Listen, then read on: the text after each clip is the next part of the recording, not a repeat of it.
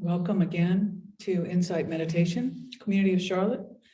Please look around the room and say hello to each other, and especially the new faces in the room. Jeff and Jay, glad that you're here. And to everybody online. Hi, guys. So I checked the volume. I think we're good in this room. I think we're good in this room. So let's get started.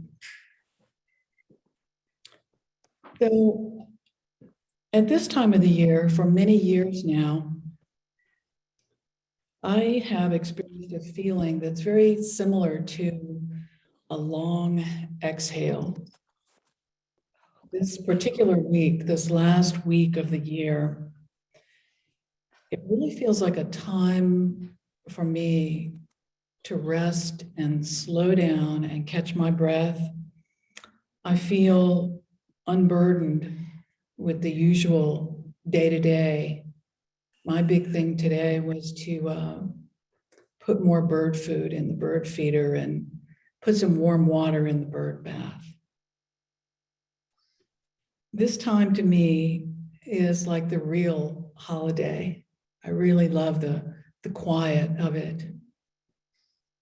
I'm putting away decorations. I'm sorting through drawers, taking my time, being quiet, and vowing once again to simplify. Another reason that this particular time is sacred to me is that I initially discovered what I now consider to be the magic of meditation in a very real way while on my first retreat in 2001. And each year, this retreat happens beginning on December 26th and going through January the 5th. I've returned to this particular retreat 3 times because of the impact that it had on my life then. And of course, each time it's been different. But like many, I came to meditation ready for a big change. I was burned out from a decade of nonstop work on the West Coast. It seemed like a glamorous job at first, but it took a toll on my health. I was disappointed in love and failed marriage. And my spirit was sad and broken when I came to this retreat. I was basically beginning again in both of the domains of work and love. And speaking of domains, I had moved back in with my mother until I located a place to live. So I'm in my early 40s and I'm living in the room that I grew up in. That was humbling. Little did I know then that the words "begin again" would come to mean so much to me. That was over 20 years ago. And I left that retreat with a deep peace, restored and very curious about meditation. I had an insatiable appetite for more. If leaning in were the term for what I was doing, then I was leaning way, way in. During that time, I discovered that yoga really prepared me for sitting, that I could really sit longer and stronger if I did yoga. So I traveled to Kripalu and I became certified to teach, and I taught yoga for 10 years and traveled all over the place exploring the roots of our contemporary insight practices, which are rooted in Hinduism. And I'm lucky that along the way, I did find a job, I found a home, and most importantly, I found a partner who was willing and able to join me on these journeys. So the moral of this short story is that life's most turbulent times are often where our most enduring transformations can occur. Surviving and thriving through that time, I deeply attribute to creating a solid meditation practice of learning how to train my mind and my body. Being able to sequester, to unplug, and to devote oneself wholeheartedly to Dhamma practice is an indescribable gift. Finding a middle way with not too much effort, and also not neglecting the practice with too little effort, for me, takes constant vigilance. That's why being in a Sangha is so important. And I discovered then that immense growth is possible during these difficult liminal times. The Buddha teaches us that the physical body is just a temporary abode, but an excellent vehicle and a dwelling for awakening. But the inhabitant is the consciousness, the continual stream of cognition that animates the body. And this, where we point this consciousness to a large part, determines how we experience life. And so every time at this year, every time of year at this time, I feel a special gratitude for my great good fortune of being in that anxious and unknown place, and then finding the life-changing treasure of the Dharma. At this end of the year time, we can all experience this liminal space. Liminal is a lovely word that we may not hear much. It comes from the Latin limen, which means threshold. When we're on the threshold, we're about to walk through a doorway. Theologian Richard Rohr describes this liminal space as where we are between the familiar and the completely unknown. There alone is our old world left behind, while we are not yet sure of the new existence. Even though this sounds uncertain and uncomfortable, he adds, this is a good space, one where genuine newness can begin. There's another beautiful word that applies to this theme of in between at the end of the year. The Tibetan word Bardo is a favorite, a word associated with the time and space between death and rebirth, or conversely, between being born and then having the body pass away. It also indicates a gap or an interval, a transitional state. I say it's beautiful for the reasons that I just told you about. I felt like that experience for me was a bardo of sorts. But bardos often carry an air of unspoken anxiety, of unease, and of limbo. I've often wondered if we might be more comfortable with our dualistic feeling tones of pleasant and unpleasant that we bounce back and forth between. At least we know those. We might be more comfortable there than we are in the in-between, the not knowing state. We basically don't embrace change very easily. At least with pleasant states, we can naturally say more of that, please. And with unpleasant states, we can naturally pull back. But I said this in another talk about the Bhattacharya Sutta, which talks about this in-between place. That's where I think the gold is for us, in this middle way, where sometimes we can be uncomfortable and not know what to do. But this, I think, is the darkness where the seeds of possibility germinate. I've wondered if collectively we've been living in a kind of bardo for the past 2 years. Another kind of bardo brought on because of COVID. Do we mask? Are we done with masking? You say you have a cold. Are you sure? Have you tested? It's precisely when we lose this illusion of control, when we're vulnerable, that we're forced to discover new aspects of ourselves and our lives. How brave are we? How brave? Are we foolhardy? Are we resourceful?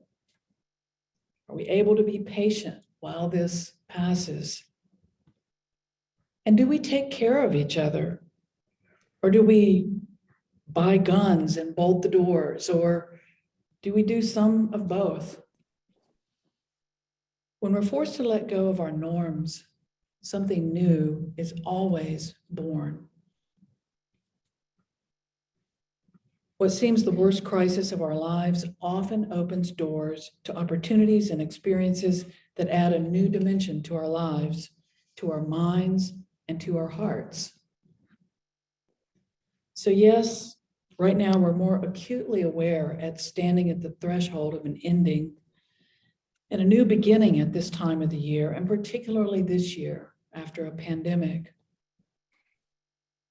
I'd like to add, though, that any epic happening in life, like a marriage or a divorce, a birth or a death, these mark our time here in memorable ways. They create the befores and the afters that we refer to for the rest of our lives. A good example of this was recently when my 79-year-old brother drove up from Atlanta with his 82-year-old girlfriend, and they stayed only 2 days and one night. But as they were pulling away from the driveway, I had a distinct feeling that with each visit, it was less and less likely that they would be making that trip again. John and I stood waving goodbye, and then we went into the suddenly silent house. It was a Bardo moment, sweet and kind of sad. The Zen teacher, Suzuki Roshi, had a student that studied with him for years. And if you've studied Zen, you know that it has a lot of questions and very few answers. It's almost a perpetual state of Bardo. And this is the training in Zen. So the student came to the Venerable Master and said, I've been listening to your Dharma talks for years, and I'm trying to understand, but I still do not understand. Can you give me a concise teaching to help me? The Master paused and then looked up and said, everything changes. Now, this statement is simple on the surface, but it points to and contains so many teachings of the Dharma, not the least of which is that things are not perfect. Even though they might seem that way for a moment, they then change. That nothing that is created is lasting. It changes. Eventually, it disintegrates. And then we're not to take any of this change personally, since we are conditioned beings that are constantly changing and in flux too. We're part of the constant change. And these are the natural laws of the universe. These are not sneaky circumstances designed to make us unhappy. They seem that way sometimes. But merely understanding these two words captures the heart of the Buddha's teachings. Everything changes. This is not just conceptual understanding, but heart understanding. And the Bardo state is right in the belly of change. Our teacher, Joseph Goldstein, uses the term, everything is always becoming otherwise. He turned 78 this year, and he tells some stories about this theme of change. One is about walking meditation. When he was doing a retreat recently, suddenly his knee began to ache and intermittently give out. He smiled because he knew everything was becoming otherwise, especially his knee. Or he reported coming home to a house that needed repairs and the light bulbs needed changing. Again, he noted, becoming otherwise. He says this is now a mantra for him. And I think it would be wise if we all made it a mantra for ourselves, becoming otherwise. On this same theme, the Burmese teacher, Lady Sayadaw, that's Ledi, said, Not seeing arising and passing away of phenomena is ignorance, while seeing arising and passing is the doorway. There's a threshold reference again to all stages of insight and to all levels of awakening. And that's a pretty big promise. So we're instructed to pay attention to change, to feel it, to be with it. And that includes being in the belly of it, noticing when that pendulum is swinging and when we're passing right from one state into another state. The Bardo is the belly of change.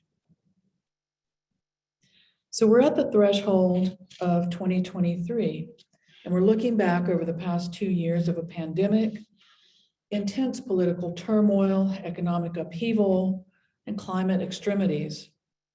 And each of us can add our own personal list of events, our own roller coaster ride on top of that.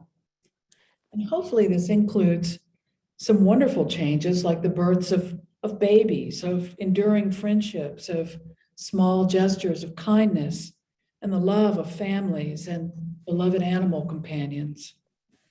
All of these things provide the fuel to keep us sane and relatively secure through these changing, bumpy times. And with our Buddha Dharma practice, we know the instructions are to begin again. So might we be emerging just a bit in 2023, maybe with a sense of some resilience, the possibility of a new kind of being, or dare I say it, of blooming in our Bardo even? It does feel like we've learned a lot as a Sangha over these past 2 years. We've grown technologically, we've forged some new relationships, and we've witnessed some deaths and some changes. I believe that understanding and experiencing the in-between place of Bardo is a wise step towards this great truth that everything changes. The Pali word for this is anicca. And when Goenkaji taught about this with his deep, gravelly voice, he would say, anicca, anicca, while we would meditate. And yet, despite all of this wisdom, for many of us, in between is still an uncomfortable place to find ourselves. In between jobs, in between homes or partners, in between sickness, not quite healthy yet. We're not sure what's going to happen, and we don't know exactly, or maybe even know what to do next. This can be, often needs to be, the perfect time for surrender. I don't mean give up forever and throw the towel in. I mean acknowledge that sometimes we just need to rest and regroup. Find some support, learn, and trust the instructions of the Eightfold Path to the end of suffering. Much of life has and will continue to have these moments of pause, of change, of in-between. And for some reason, we're not often encouraged to rest or surrender, but to push through. Pushing through has its time, but also if we can remember to be kind to ourselves and to have compassion, we'll say, right now, honey, it's like this, and just learn to be with it. So, although Bardo is primarily a Tibetan term for the intermediate state between death and rebirth, we don't have to believe in rebirth to make good use of Bardo as a powerful metaphor in our life. After all, there are so many transitions in a life that Bardo is a very useful shorthand term for any big transitional state. Maybe we'll be able to use this to recognize and experience Bardo states throughout the day. Even tonight, as I bring this talk to a close, we'll have a short pause, a little tiny Bardo. At the end of the talk, we'll transition from this state of listening to a Dharma talk to the state of whatever is next for each person in this room. So, how can this understanding help us in our lives? Here's a few short examples. The recognizing of this in-between state can be helpful for anyone experiencing the end of a relationship, either through death or divorce, or friends who have parted ways. Awareness of the naturalness of a Bardo time as a particularly fertile time is so helpful as we experience loss. Try not to shortcut this or ignore it if you're there, or diminish it in any way. Reap it, work it. This is how we learn how to allow pain and sadness to visit our guest house, to be a welcome guest, washing through us, sitting with it, feeling things fully. This is processing it without wallowing in it. This is the valuable gift of mindful Bardo. We may have noticed in our studies that endings are treated as a very matter-of-fact way in Buddhism, even to be expected. One of the 5 daily remembrances teaches us that we'll lose everything and everyone near and dear to us. And we're instructed, if possible, to sit with this thought every day for a minute or two. It puts us in a temporary bardo of imagined and expected loss that will in some way, someday occur if it hasn't already. And in doing this, we can create a strength to deal with the real loss when it does occur. And this will help us appreciate our loved ones and our health while we still have them, and prepare us for the time when we do exit this life. And a side note, if you feel stuck here, if this Bardo sounds like the place where you live, it would be a wise choice to reach out soon to a trusted friend or a counselor or a therapist, someone who can help navigate this time with you. So these Bardo states are potentially great teachers, great opportunities. An important thing to note is they don't always have to be difficult. Another way that Bardo states show up in our lives is on the cushion. Sometimes we might notice a simple, non-conceptual, spacious awareness float in. We can experience this sometimes like a flash of clarity, a brief gap between our seemingly endless thoughts, or sometimes we're treated to more of an abiding state of great open awareness. This too is a kind of Bardo, an in-between state. It's one of the reasons that we meditate, is to taste this peace and experience this open, relaxed place amidst the barrage of conceptual thinking. Acknowledging these peaceful states without clinging as they fade seems to be the way to allow them to visit more frequently. It's almost like we're creating a place at the table, a welcome place for them to come and be, a friendly space without clinging. So Bardos are places of potential creativity, innovation, peace, and growth. They create breaks in our familiar routines and patterns. They allow change to enter our lives. This is why vacations are so potentially refreshing, or even taking a shower or a nap. Dreams are a Bardo state too. According to Tibetan Buddhism, all life and death takes place in the gap, or Bardo, between one state and another. Bardo can be applied to every moment of existence. The present moment, the now, is a continual Bardo, always suspended between the past and the present. I'll close with a simple saying that goes, the past has gone and the future is not yet. So let's open the present of now. Thank you for your ears, for your attention, for being here on this dark, cold night.